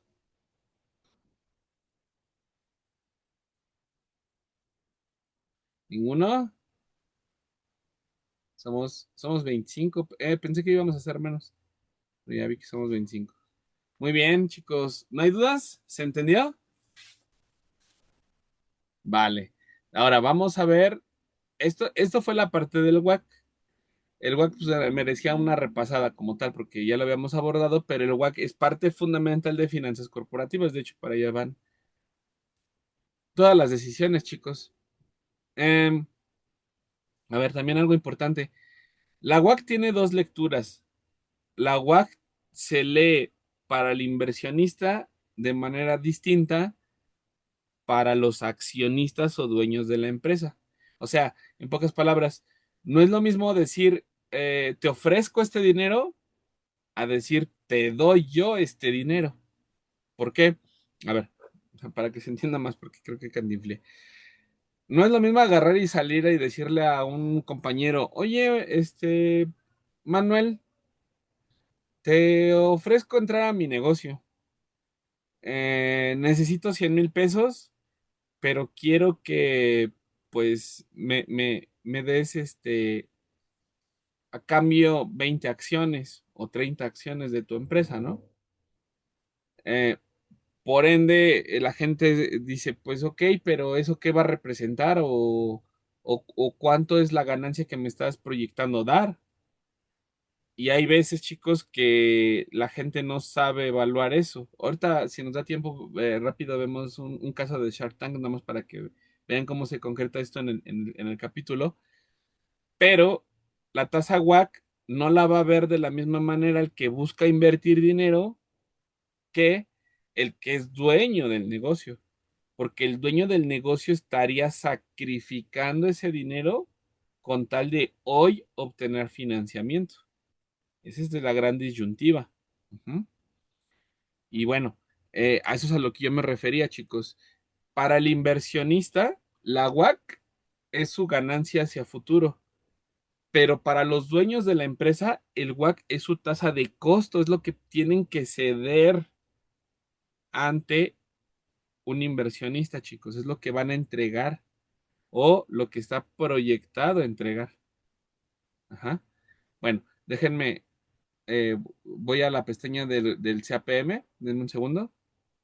Nomás que ese lo tengo en otro documento, si no mal recuerdo. Acá está. Quiero que lo vean. No, sí estaba en el mismo documento, ya vi que es el mismo. Acá está, chicos. Bueno, con ustedes la fórmula del CAPM. Ya están viendo la proyección, ¿verdad? Sí, profe. Bueno, el modelo CAPM, como lo vimos hace ratito, chicos, es la rentabilidad esperada de un activo. Pero la palabra clave aquí es esperada. ¿Por qué? Porque es un cálculo abstracto.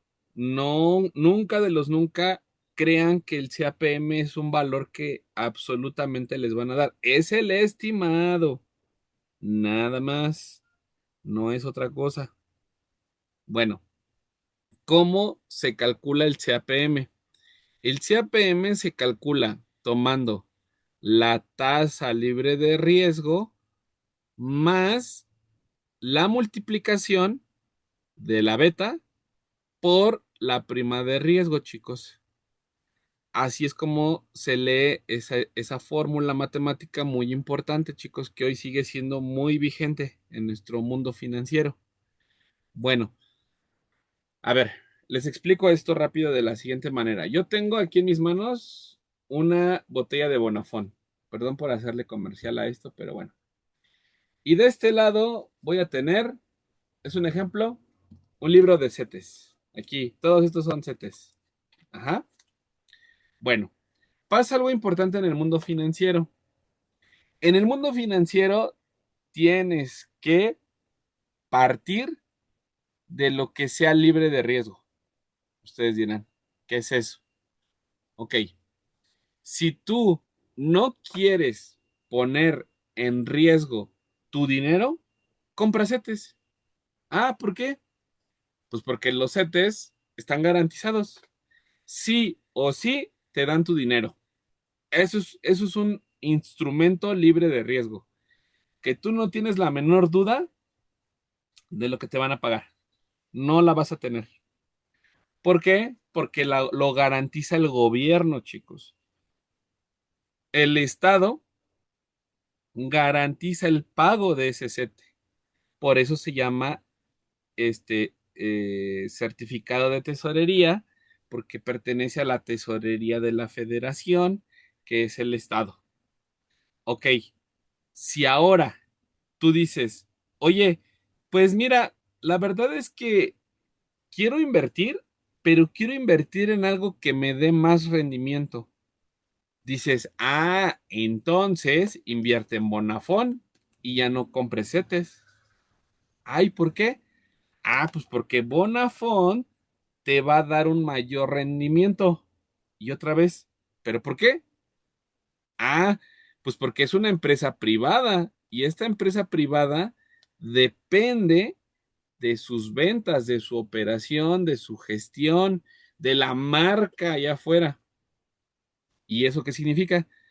Ah, que si quieres ganar más dinero, pues invierte en inversiones de mayor riesgo, pues lo que hablábamos hace rato. Entonces ya comprar una acción de Bonafont ya no es comprar un título de sin riesgo, es comprar un título con riesgo, chicos. Por lo tanto, aquí viene la parte fundamental.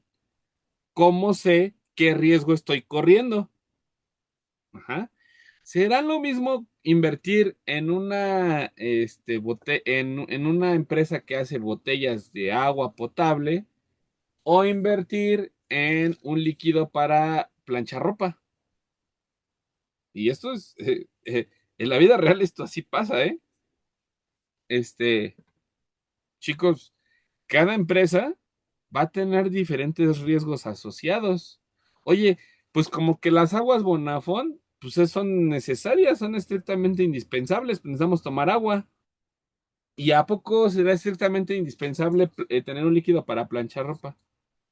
Pues como que dices, algo aquí tiene más importancia que otra cosa, ¿no? Sí, pero ¿cómo le hace la empresa que produce el agua para planchar ropa para generar beneficios económicos? ¿No? Tiene que hacer atractiva la inversión.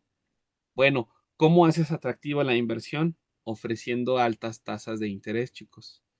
Y eso es súper, súper especulativo. Y es donde hace 8 días les decía, es donde las finanzas se vuelven un casino. Porque de ser un lugar, lo digo tal vez un poco descontextualizado, así de que las finanzas sean un lugar felices para todos, chicos, las finanzas se vuelven un lugar de apuestas para ver qué pasa en el futuro. Ujú. Y lo que yo les decía hace rato, pues es que tenemos empresas con diferentes betas. O sea, hay empresas en las que vas a correr un mayor riesgo y va a haber empresas en las que vas a correr un mínimo de riesgo. Por ende, las empresas que tienen un mayor riesgo, chicos, pues van a ser siempre las que tengan mayores rendimientos y rentabilidades. Pero ojo, así como pueden ganar mucho, pueden perderlo todo, absolutamente todo.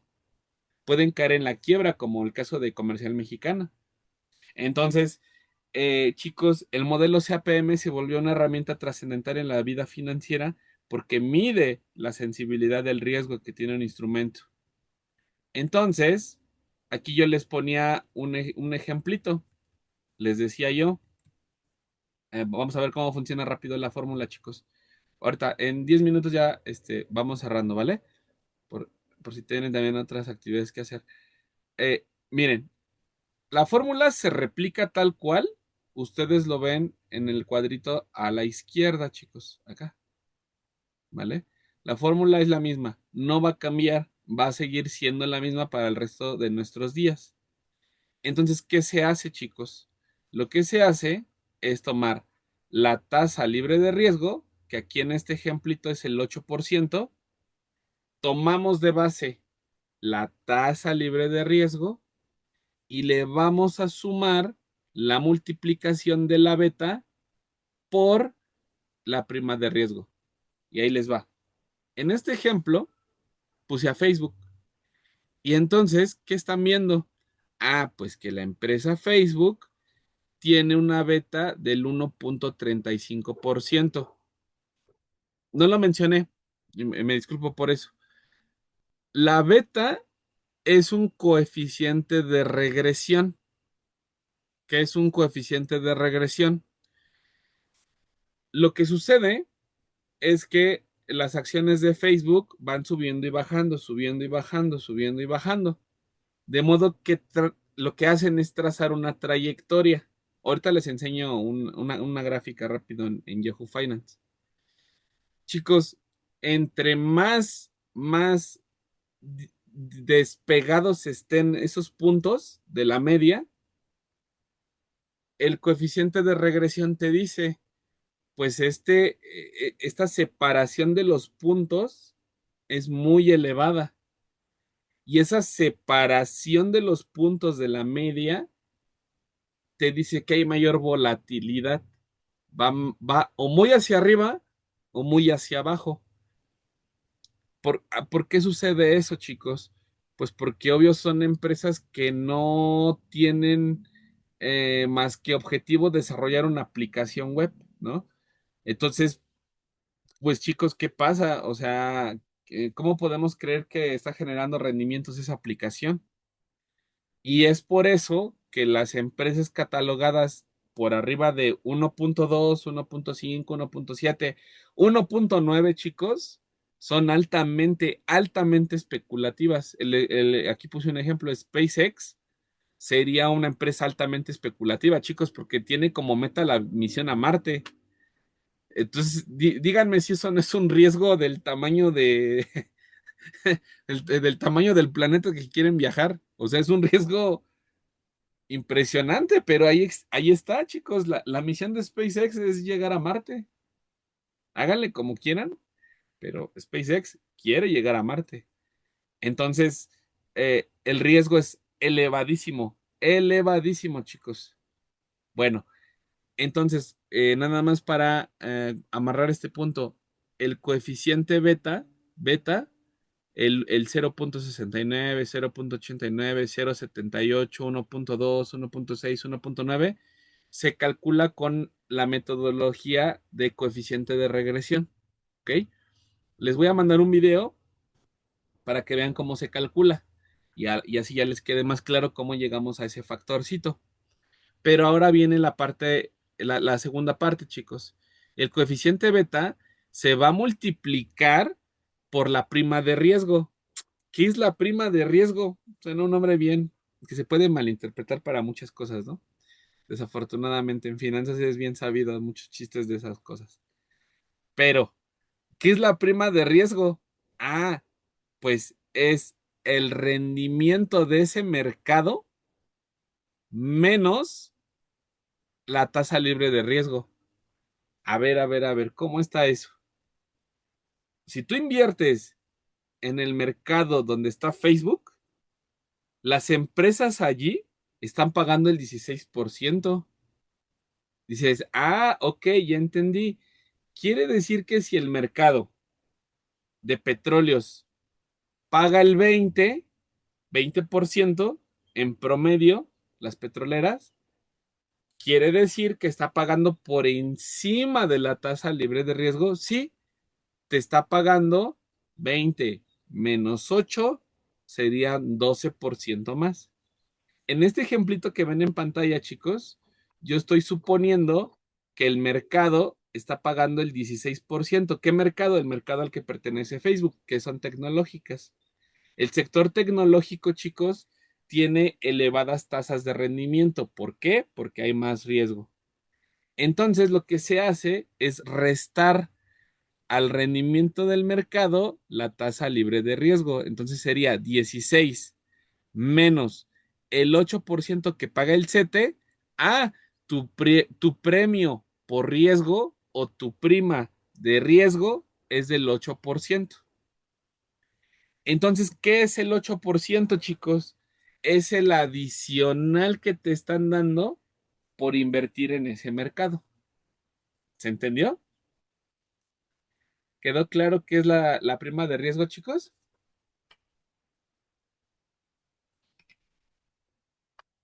Habrá mercados, como por ejemplo José Cuervo o Bimbo, ellos pagan el 10, más o menos, andan por ahí. Pagan un poquito más que el CETE, pero pagan más porque estás corriendo riesgo. ¿Sí me estoy explicando, chicos? O ya los perdí, o los confundí en alguna parte. Con confianza, díganmelo para, si no, recapitular. ¿Sí se entendió? Alejandro dice que sí, Brian también. Bueno, todos traen pulgarcito arriba. Seguimos ya para finalizar esta parte, chicos. Por ende, por ende, chicos, lo que hace ahora, y este es el efecto sumamente más interesante de todo el modelo, del cochino modelo, esto es lo más importante, que la prima se multiplica por la beta. Y entonces, el porcentaje del 8% va a aumentar, porque ahora el 8 por 1.35 sube, chicos, sube a nada más y nada menos que, bueno, eso sería 10.8%, porque estás obteniendo un premio, pero ese premio se ve impulsado por la beta, porque la beta te dice, estás corriendo un riesgo elevado de 1.35. Entonces, no es esperar el 8, es esperar el 10.8%, chicos. Y a eso se le suma la tasa libre de riesgo.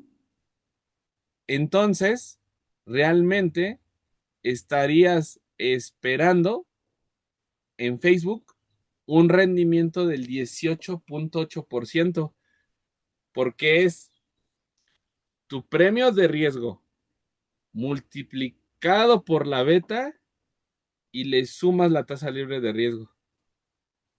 Entonces, no estás esperando realmente el 16, estás esperando el 18.8%, chicos. En un ejemplo más simple, más llano, sería como decirles, oigan, chicos, es un ejemplo, ¿eh? No se lo vayan a tomar en serio, ¿no? Oigan, chicos, les doy de una vez su calificación, ahorita, ahorita mismo, o se esperan la próxima clase para que le sumen sus trabajos, sus participaciones, su examen y su proyecto de NIF. Y muchos dirán, pues yo tengo todo, mejor me espero. Y otros dirán, no, pues yo la quiero de una vez, ya quiero quitarme la incertidumbre. Entonces, ¿qué pasa con esas dos condicionantes, chicos? Que lo que ustedes van a buscar es maximizar su ganancia. Y entonces ustedes dirán, no, pues a mí me conviene esperarme porque yo tengo los trabajos, el proyecto, la tarea y el examen, salí bien. Y otros dirán, no, pues ¿sabes qué? No, profe, pues ya deme mi calificación. ¿Por qué? Porque tal vez me hicieron falta proyectos. ¿Por qué? Porque me faltaron tareas. Porque me fue mal en el examen. Este ejemplo de la beta, lo que ustedes están viendo en pantalla, chicos, es básicamente el premio al riesgo y es el efecto del riesgo dentro de las inversiones. Las inversiones el riesgo impulsa las inversiones hasta hasta un punto, chicos, que puede ser irreal que te ofrezcan tasas del 50 o del 60%. O sea, de verdad que el sector financiero es de lo más altamente especulativo porque por estos modelos bueno, matemáticos, dicho sea de paso, proyectan ganancias infinitas, chicos. El ejemplo más claro son los contratos a futuro, los contratos derivados futuros. Proyectan ganancias infinitas, chicos. ¿Me consta que existan? No. Sin embargo, no, dice el dicho, no tengo duda, no tengo, ¿cómo dice? No tengo, pero tampoco tengo pruebas, ¿no? No tengo dudas, pero tampoco tengo pruebas. O no tengo pruebas, pero tampoco tengo dudas, como sea al revés, no sé, de que en el sector financiero, por eso Warren Buffett y compañía a nivel financiero son millonarios, porque estas personas hacen apuestas a lo grande, con mucho capital, dicho sea de paso, pero lo hacen.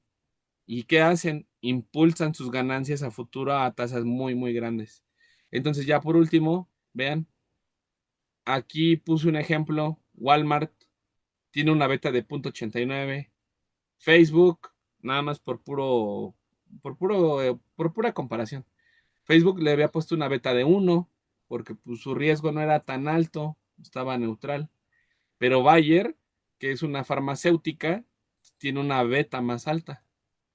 Entonces el coeficiente beta mide eso, mide rendimientos de alto riesgo y rendimientos de bajo riesgo. Y la beta ayuda o impulsa la evaluación que se le hace a los instrumentos financieros. Conclusión y remate, chicos, el modelo CAPM sirve para evaluar las acciones preferentes de las empresas, chicos. Ahí se aplica el modelo CAPM. ¿Ok? Para las acciones comunes u ordinarias se utiliza el modelo de Gordon, que es un modelo matemático más complejo, más abstracto de hecho, pero sirven para eso. Y el modelo CAPM, chicos, este porcentaje, este 18.8, es el que se pone y se agrega aquí al valor del AWAC. Aquí, en esta columna iría el CAPM. El CAPM se agrega a la columna del costo financiero en el capital preferente, chicos, de acciones preferentes. Ahí es donde va incluido el CAPM. El CAPM te da la tasa de financiamiento por acciones preferentes. Por eso se ve en el temario, porque si no calculan CAPM, no pueden calcular el costo de financiamiento por capital social. ¿Ok? ¿Sí me expliqué? ¿Sí me di a entender, chicos?